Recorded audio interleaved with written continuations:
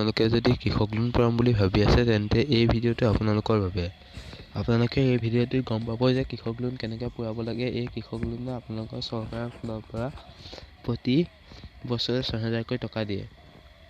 সেয়েহে এই ভিডিঅ'টো আৰম্ভ কৰোঁ আহক। আৰম্ভ কৰাৰ আগতে আপোনালোকক জনাই থওঁ যে এই চেনেলটো ছাবস্ক্ৰাইব কৰিব। নতুন চেনেল হয়, ইয়াত বিভিন্ন ধৰণৰ জব আপডেট আৰু বিভিন্ন ধৰণৰ খবৰবিলাক ক'ব।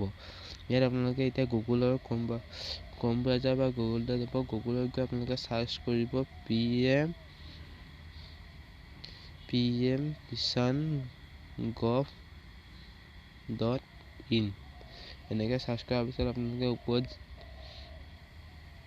হয় বন্ধু-বান্ধৱীসকল, এতিয়া নতুন পেজটো খোল খাইছে। ইয়াত দেখিছে আপোনালোকৰ যিহেতু প্ৰথম যিটো ৱেবছাইট আছে সেই ৱেবছাইটটোৱে হয়। সেই ৱেবছাইটত আপোনালোকে ক্লিক কৰিব।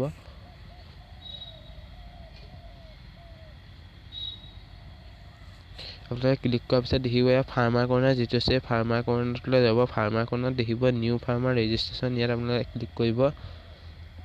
নিউ ফাৰ্মাৰ ৰেজিষ্ট্ৰেশ্যনত ক্লিক কৰাৰ পিছত ইয়াত আপোনাৰ ইণ্টাৰ দা আধাৰ নাম্বাৰ দেখুৱাইছে। ইণ্টাৰ আধাৰ নম্বৰত আপোনালোকে আধাৰ নিজৰ নাম্বাৰটো দিব। 8577 মোৰ নিজৰ আধাৰ নাম্বাৰটো দিছোঁ।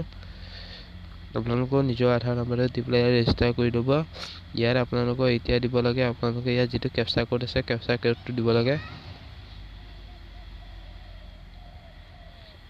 কেপচা কোডটো মই দি বহাই আছোঁ।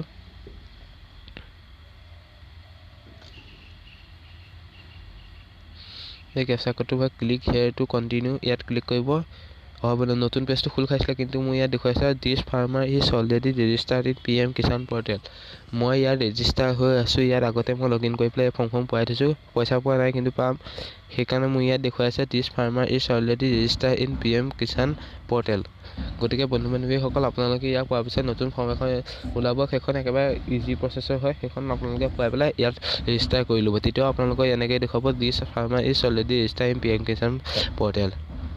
এনেকৈ দেখুৱাব। আপোনালোকে ফৰ্মখন ফিল আপ কৰি আপোনালোকে প্ৰতি 4 মাহৰ মূৰে মূৰে ২,০০০ টকা পাব। বন্ধু-বান্ধৱীসকল, ভিডিঅ'টো ইমানতে সামৰিছোঁ। আগলৈ এনেধৰণৰ ভিডিঅ' পাবলৈ আপোনালোকে এই চেনেলটো ছাবস্ক্ৰাইব কৰিব আৰু লগতে এই ভিডিঅ'টো আপোনালোকৰ বন্ধুসকললৈ শ্বেয়াৰ কৰি দিব। Thank U.